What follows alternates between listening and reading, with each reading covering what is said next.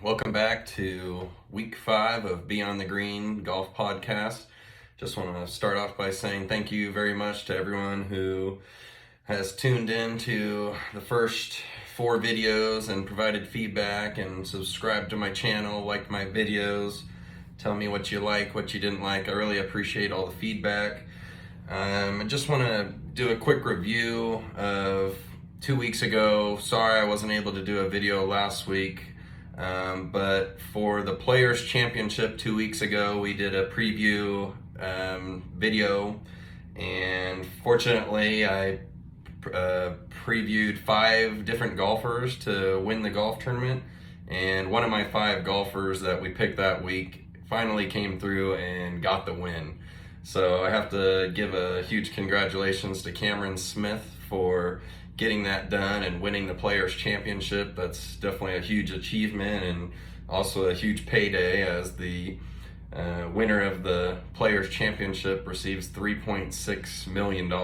So good job by Cameron Smith. He made it a little scary towards the end. I thought, once again, we had about a 2 to 3 shot lead with only a couple holes, and just right when you think the tournament's over and you've picked the winner, it can go completely opposite. So it got a little scary there at the end with Anubhav Lahiri birdieing number 17, and then Cam Smith on number 18 hitting his drive into the right trees, then punching it into the water.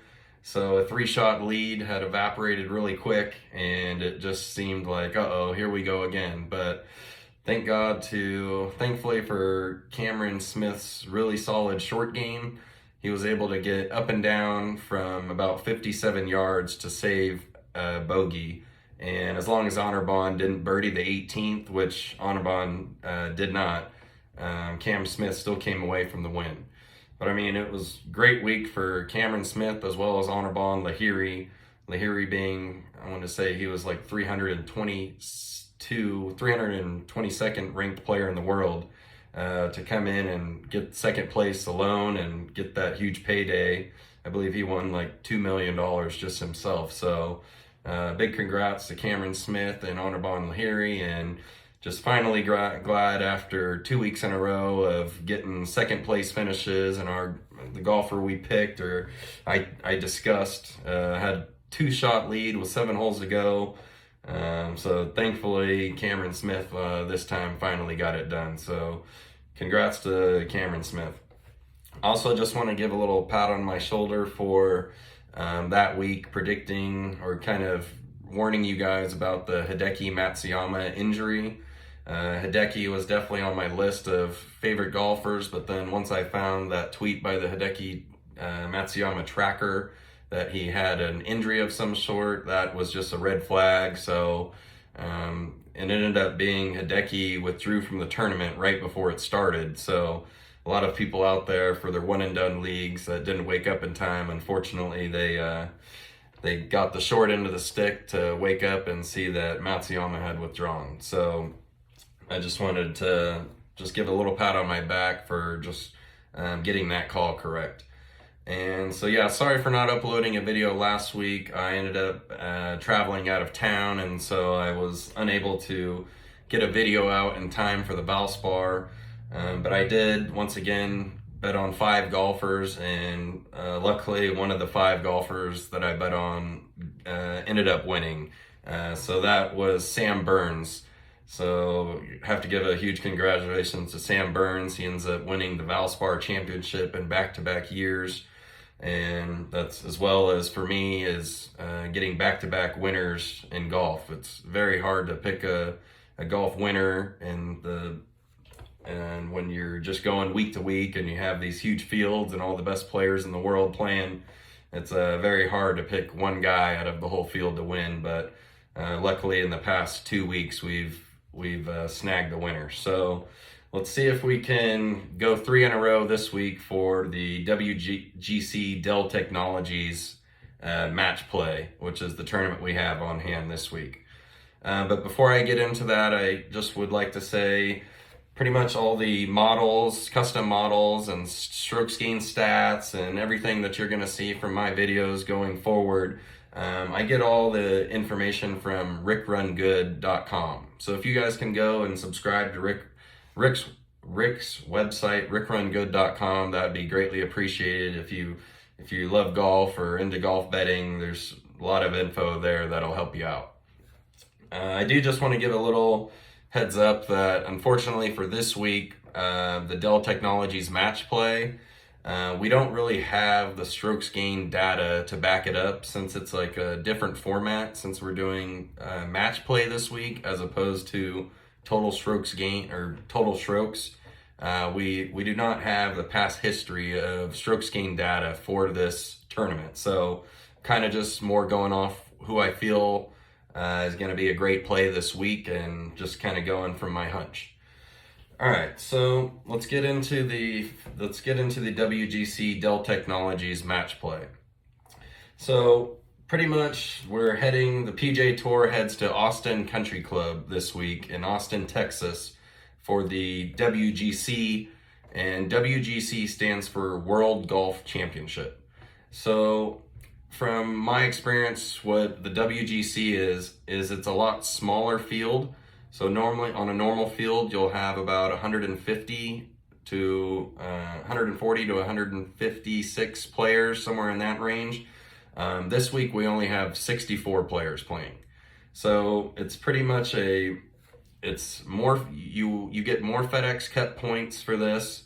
I believe the winner, it's a higher payout. I believe the winner gets about $2.1 million this week. And it's just a smaller field.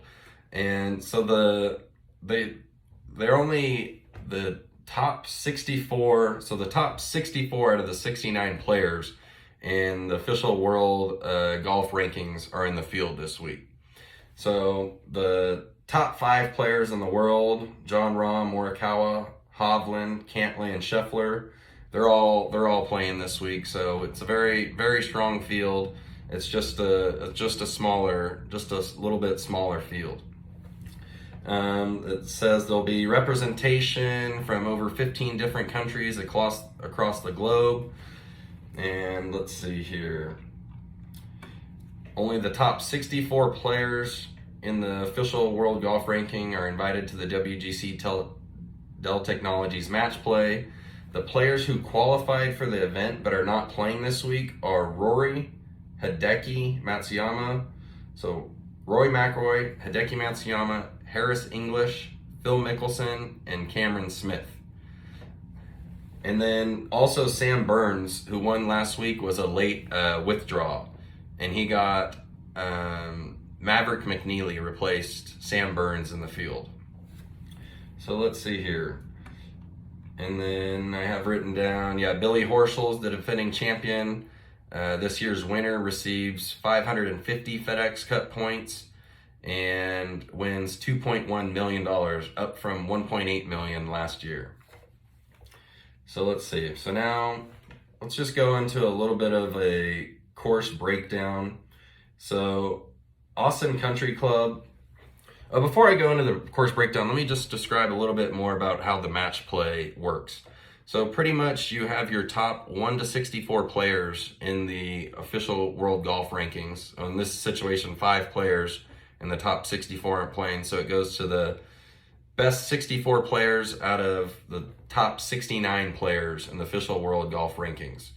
But pretty much it takes the top 16 seeds and it's going to put them all into their own groupings. So it takes 16 groups of 4 players, and the top 64 players basically get thrown into the 16 groupings in order of ranking. So technically the first player is supposed to have more easier, kind of less ranked players in his grouping to get by. The 16th ranked player is going to have a little bit more top echelon players in his group that he has to get past. So pretty much this tournament, another tidbit about this tournament is it starts one day earlier. Most golf tournaments, they go from Thursday to Sunday. This tournament is going to start from Wednesday. It's going to start on Wednesday and finish on Sunday. So You pretty much play one guy, so there's 4 guys in each pool. You play each guy in your pool on a 1v1 match play basis. So you'll play one guy on Wednesday, one guy on Thursday, one guy on Friday. Whoever has the most points at the end of those 3 matches, whoever has the most points in that pool of 4 golfers moves on to the final 16. And it's really cool because this week it's kind of like March Madness, how we have a bracket for March Madness. We also have a bracket for the Dell Technologies Match play.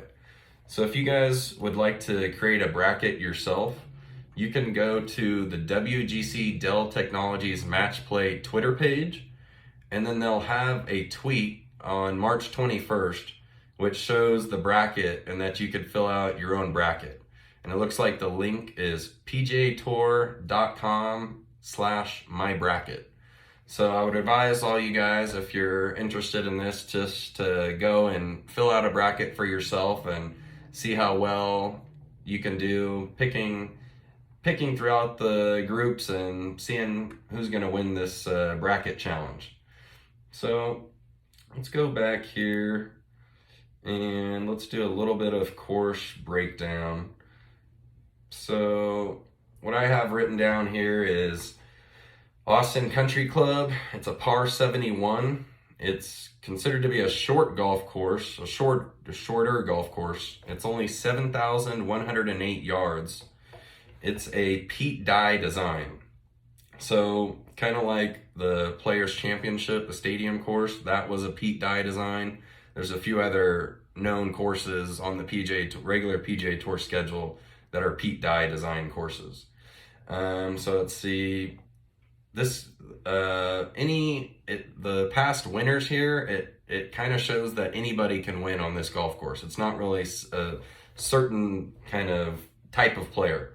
So the past winners, you have your bombers like Dustin Johnson and Bubba Watson. They have both won here, as well as shorter hitters with kind of like more all-around solid short game, like your Kevin Kisners and your Ian Poulters. And I have here, this is the 6th year in a row that Austin Country Club has hosted this event. Let's see. The last time a number 1 seed in this event won was Dustin Johnson in 2017. And I have here the rankings of the last 3 winners of this event have been ranked 32, 48, and 35. So pretty much that just shows this is maybe a good week to avoid the very top seeded players for your one and done leagues, just because past history shows here that a pretty higher up ranked player could very well win this. Let's see here. So Billy Horschel, he didn't really even have great history here at this course. It says he won after he failed to get past the round of 16 in his past 4 starts at the WGC Dell Technologies Match play. Another thing that I thought was really interesting is last year, looking at the breakdown of the 2021 Dell Technologies Match play wiki page. So you have your 16 one seeds that head each of the pools of 4 players. Last year, only one out of all the 16 favorites, the 16 number 1 seeds technically, only one of them moved out of their group stage, and that player was John Rahm. So I'm actually going to do a little bit more course breakdown really quick on Rick Rungood's website, and this is written here by Andy Lack, who is another golf content guy out there, and he has now joined Rick Rungood's website and kind of working with Rick. So if you guys aren't following Andy Lack on Twitter, he's also a great person to follow on Twitter. So Andy writes here, this is just pretty much a course breakdown. So I'm just going to read off the basics and what he has here on his website. So the course is Austin Country Club. The location is Austin, Texas. The designer is Pete Dye in 1984. The length is a par 71, 7,108 yards. The hazards, water comes into play on 7 holes. And then the other thing I wanted to mention really quick is that I've seen a lot of video just from the players doing their practice rounds on the course out here, and it is very windy out there. I've heard it's going to be pretty much for Wednesday, Thursday, and Friday. It's going to be gusting 15 to 20, like 28 miles per hour. So what I've just heard is this course is not a very tough course, and the only really difficulty comes when the wind is blowing pretty hard like it's going to be on Wednesday, Thursday, and Friday. So it's definitely going to be a little tougher test than originally thought. So the fairways, we have Bermuda grass, overseeded with perennial ryegrass and fescue blend. And the rough is going to only be 2-inch Bermuda grass. So the rough is going to be very minimal this week. So pretty much that's why I kind of have initial thoughts to one of the Bombers and Dustin Johnson. Just because with the Bermuda grass being so short, being only 2 inches, it's I feel like it's not going to affect the kind of longer bombers who are not so accurate off the tee. This week will be a little bit better for them since the rough isn't going to be as penal. The greens I have are 5,500 square feet on average with Tiff Eagle Bermuda grass overseeded with Poa Trivus. And once again, it's Pete Dye, and I could just go over a little quick breakdown. Let's see here. So this tournament has been held at Austin Country Club since 2016. Let me go back really quick to this right here. So this is just a kind of a more descriptive breakdown of what I was kind of saying about the how the golf tournament works this week. So there's only 64 players in the field this week. Qualifying is very simple. The top 64 in the official world golf rankings make it in. If someone in the top 64 opts not to play, the next man in the ranking is up. So it's kind of what I mentioned about their, we actually extend to the top 69 this week since 5 players aren't playing. These 64 players are split into 16 4-man groups with each player seeded 1 through 64.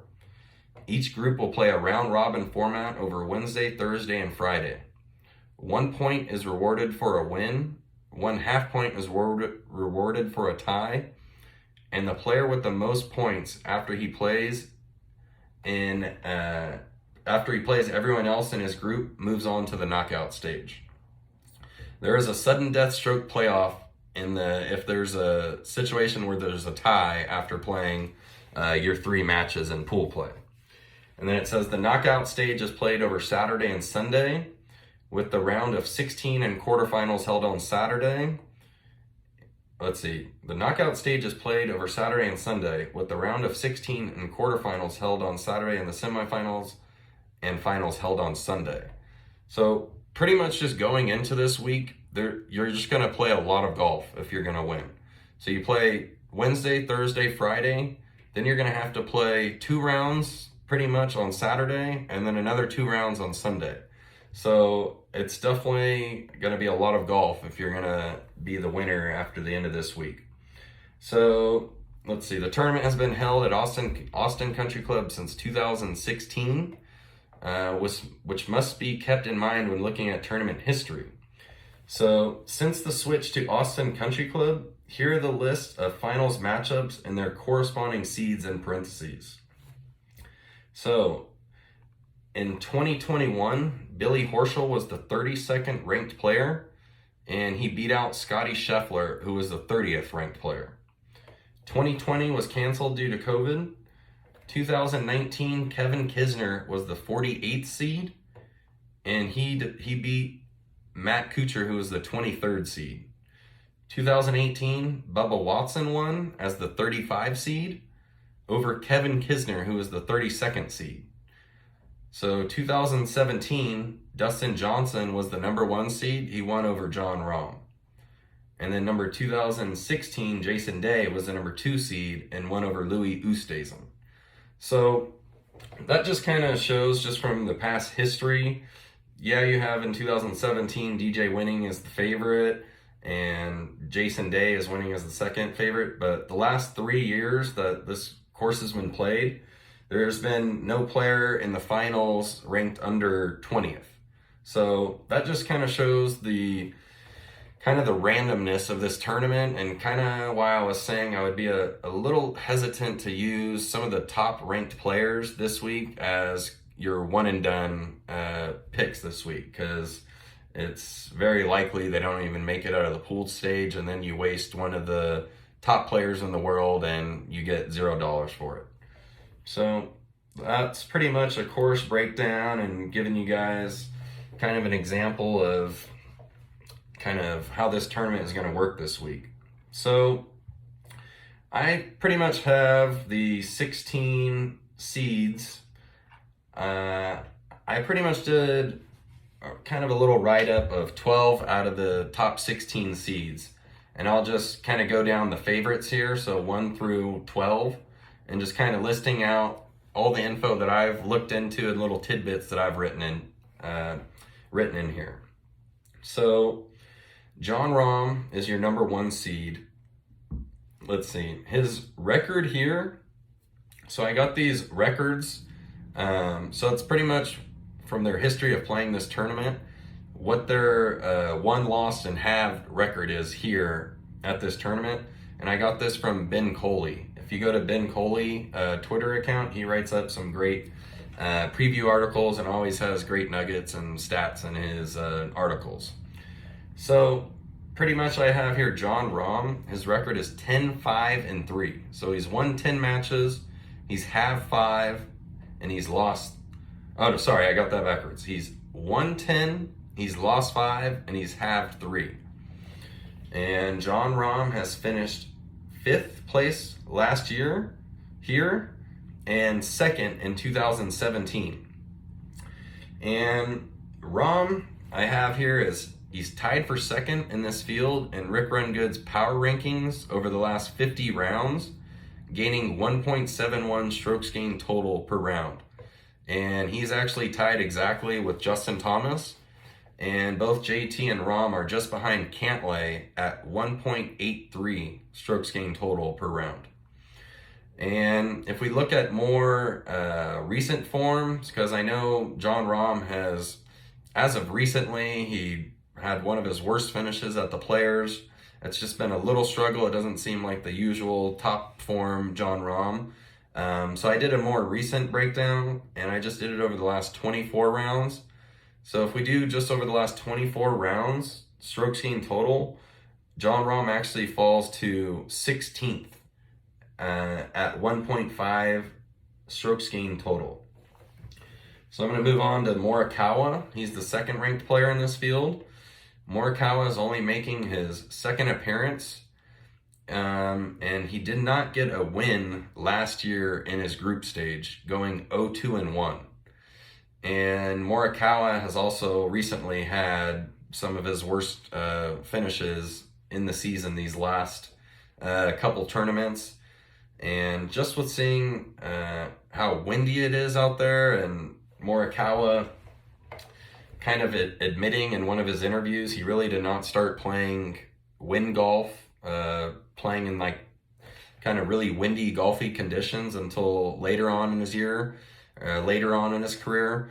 I don't have any worries that Morikawa is able to flight his ball in the wind. I know he's probably comfortable with that, but just with his past history here just being a little iffy and his recent form, it's a little worrisome. Let's see, Hovland. Hovland is the 3rd ranked golfer. He's also making his 2nd appearance at this tournament. And just like Colin Morikawa, he did not even get past his group stage. And Hovland's record was 1-2-0.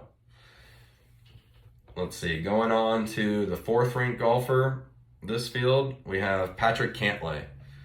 This is Cantlay's fourth appearance, and out of his, let's see, he has not gotten past the group stage in his first 3 appearances. But what I did see and notice after going through the wiki pages of the past 3 years brackets, he finished second each time in his pool play. And his overall record here at this tournament is 5-3-1. So then we move on to Scotty Scheffler. So Scotty is a local guy. He lives in Dallas. Scotty is making his second start in this tournament. He finished runner-up last year to Billy Horschel. And Scotty also played golf at the University of Texas from 2014 to 2018. So he's definitely very familiar with Texas golf. And his record here at this event is 4-1-2. So that's pretty good right there. JT, let's see. He has 5 prior appearances. So Justin Thomas is a 6th ranked golfer.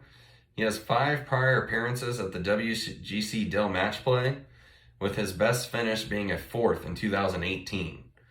So out of the 5 times that JT has played here, he's only advanced once out of the 5 times out of the group stage.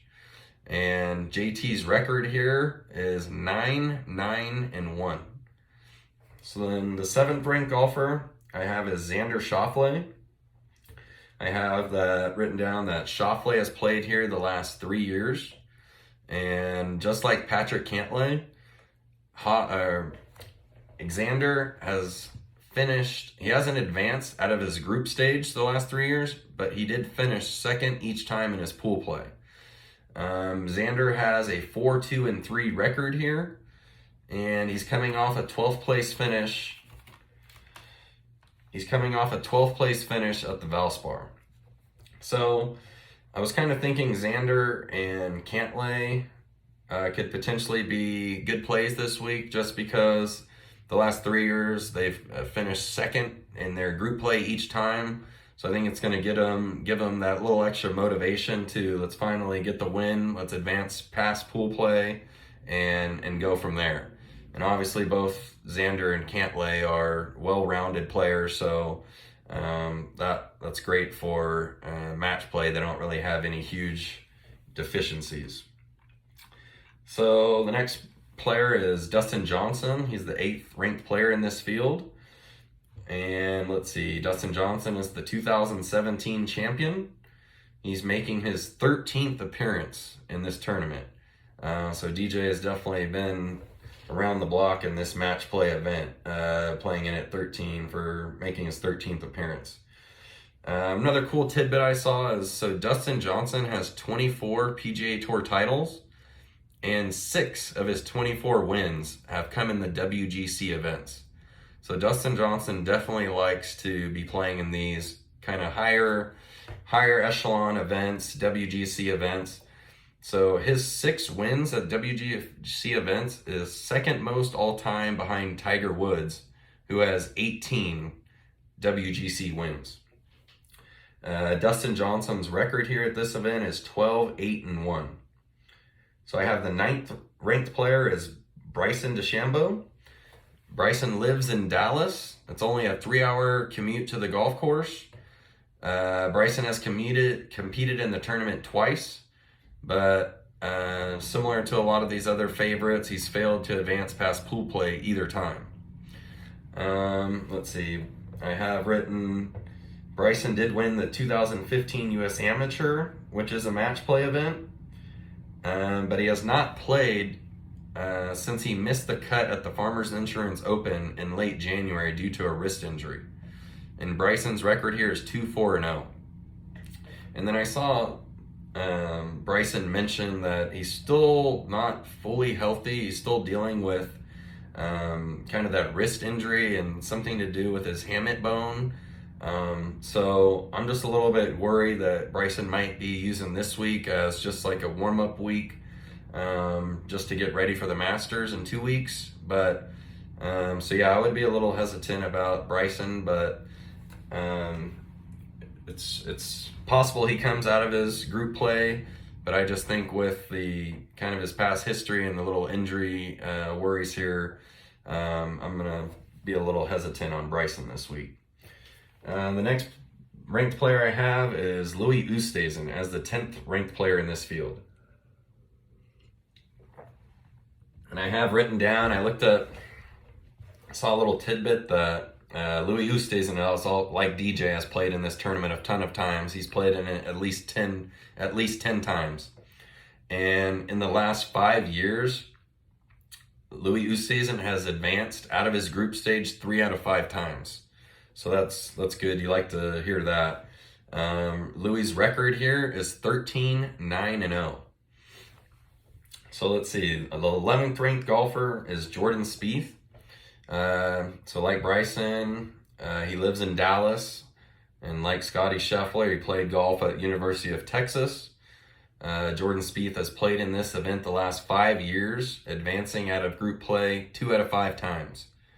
And Jordan Spieth's record here at this event is 9-5-3. And then the last favorite that I wanted to talk about is Billy Horschel. And Billy is obviously the defending champion here. And I have written down, Billy has only advanced out of his group stage once out of his last 3 trips here, and has an 8-4-1 record. But obviously, Billy's iffy past history at this course did not stop him from, once he actually reached the final 16, going throughout the bracket and beating Scottie Scheffler in the final. So it just kind of shows that it's just, once you get out of your group play, anything can happen. You just want to make it to the bracket, the final 16, and go from there. So let's move on to, that's it. Those are the last. Billy Horschel was the last golfer I've written down to kind of talk about a little bit more in depth. Let's see here. So I'm on to my betting card and picks. So with only 64 players in the field this week, I'm going to keep the card even smaller. I'm only going to be picking 4 golfers this week.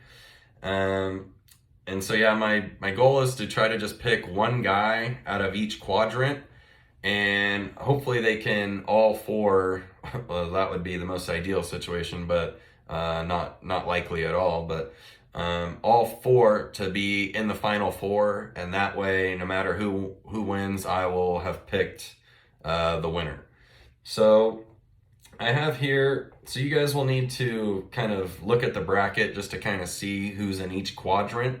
But I'm just going to go over the top left quadrant, the bottom left, the top right, and the bottom right, and just kind of explain to you guys who I'm picking this week. So pretty much my top left quadrant, I am going with Dustin Johnson, the 8th seed. And like I mentioned before, Dustin Johnson's record in this course is 12-8-1. Dustin Johnson was just one of the players I kind of picked this week before even seeing the breakdown of the bracket. I just know DJ, he's been playing well recently. He's got a couple of the really low rounds of the days on Sundays at these 2 past tournaments. So it seems like Dustin Johnson is quietly coming back into form.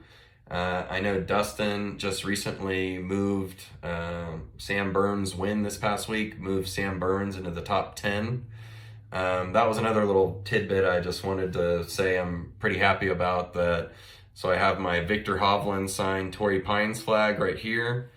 I have Justin Thomas and Bryson DeChambeau signed Genesis Open flag. And I have a signed glove from Sam Burns that I got at the Shriners Open. So pretty much all 4 of those golfers that I have signed memorabilia from are in the top 15 in the official world golf rankings. So that's pretty good, and I'm hoping they can continue to keep winning on the PGA Tour and adding wins to my flags and my signed glove here. So let's just go. So Dustin Johnson is the top left pick.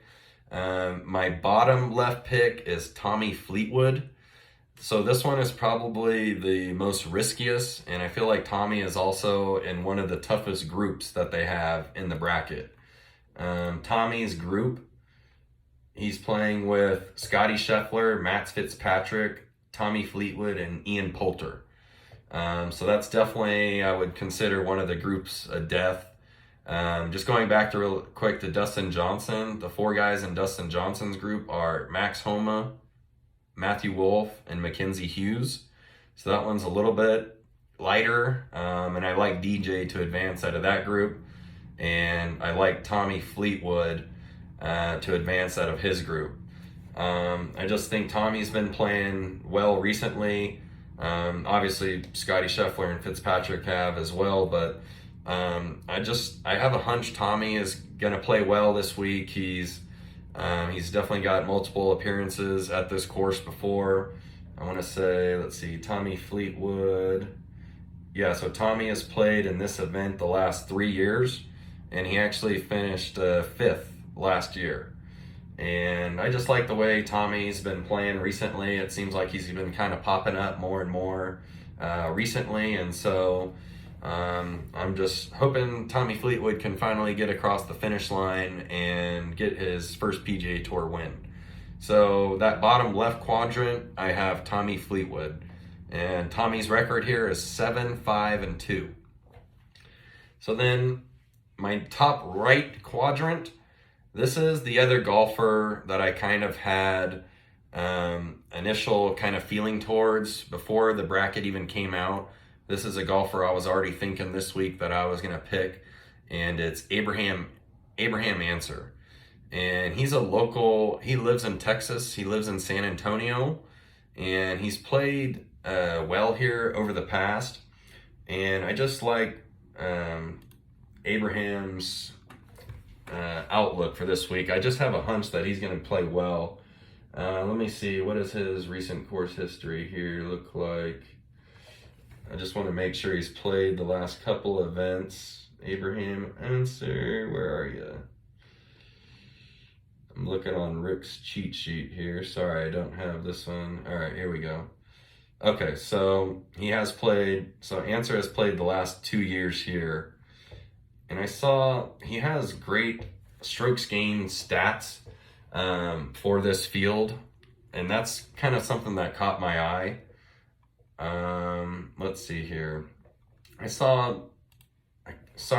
struggling to remember the exact, but Abraham Answer was one of the top players on the strokes gained approach for either Pete Dye courses or this course, and he was kind of at the top of that field with a 0.7 strokes gained. So I do like Abraham Answer this week. The only thing that's worrying me is Abraham is also in a really tough group. Since Abraham is the 15th seed. So he's in a group with Webb Simpson, Brian Harman, and Bubba Watson. So Brian Harman and Bubba Watson have obviously played really well here in the past. So that's a tough group, but if Answer can get out of that group, I actually like his chances in that top right quadrant to make it to the final four. So I do have Abraham Answer as one of my 4 picks. And I have here Abraham Answer's record here is 4-2-0. And then the bottom right quadrant, I have Jordan Spieth. So Jordan Spieth's record here is 9-5-3. Just like I mentioned previously, Jordan's a local guy, and it just seems like it's always mentioned previously, but whenever you're playing in match play, Jordan Spieth is definitely a player that you do not want to play in match play because it just could get frustrating. You could hit the ball way offline, or I mean, you could have a great drive, get on the green, but miss your birdie putt and maybe 3-putt, while Jordan Spieth will be hitting it offline, using his recovery and short game, ended up making some 10-foot par, and you guys end up getting the same score. So Spieth is definitely someone that I think can make a run. It would be the bracket, if he were to win his section or his pool, The next player, it's possible that he could be faced off with Justin Thomas in the next round, which I'm sure the PGA Tour is hoping that that happens. But yeah, I just like Jordan Spieth to move on, and if he were to face Justin Thomas, I know Justin Thomas has been playing really well as of late, but I just like Jordan Spieth in the match play format to get past Justin Thomas as well. So let's see here. So that's pretty much the 4 golfers that I have. The final results that I've actually picked for the final 4, I have Dustin Johnson as my champion. I have Abraham Ancer as second place, and I have Tommy Fleetwood beating out Jordan Spieth in the 3rd place matchup. So when looking at my kind of data Excel cheat sheet that I use to let me know where the best odds are that you can find these golfers, these are the best outright numbers available for the 4 golfers that I have. So Dustin Johnson, you could find him at 22-1 odds at Circa or BetMGM. The next golfer I have is Abraham Ancer. You can find him at 60-1 odds at South Point or Westgate. Fleetwood is the next golfer on my list, and you can find Fleetwood at 65-1 odds at Circa. And Spieth is the next and final golfer on my list, and Spieth you can find at 37-1 odds at Circa. And that'll pretty much do it for this week. Those are my 4 golfers. It's going to be great to finally watch match play, and this is the only event that the PGA Tour has for match play throughout their season. So it's just a nice switch up to finally see a little different form of golf. And just please remember, it does start one day earlier. It starts on Wednesday this week. So you'll need to get your bets in or get your one and done picks in before Wednesday morning. And that'll be it. So just want to say thank you very much again for everyone who is tuning in this week. Please subscribe to my YouTube channel. You can also contact me on Beyond the Green Golf. That's my Twitter page. If there's any other questions you would like to ask or any feedback you'd like to give me, you can reach out to me on there as well. And that'll be pretty much it. I'll do a preview video next week. It's our final tournament before the Masters in 2 weeks, so that'll be nice. So can't wait for the Masters to get here, and that's always a great week and one of my, if not my most favorite weeks of the year, as well as the Genesis Open, the Genesis Invitational. So that'll be it. All right, thank you everyone for tuning in. I hope you guys have a great rest of your day. And if you're playing golf, betting on golf, watching golf, I hope you guys be on the green. Thank you very much. See you guys.